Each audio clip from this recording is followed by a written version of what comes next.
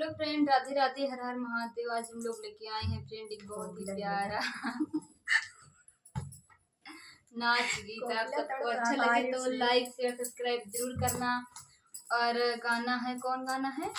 मोरवा बोलिया बोले अब का करी। मोरवा बोलिया बोले अब का करी। देखो का करता है बोले के।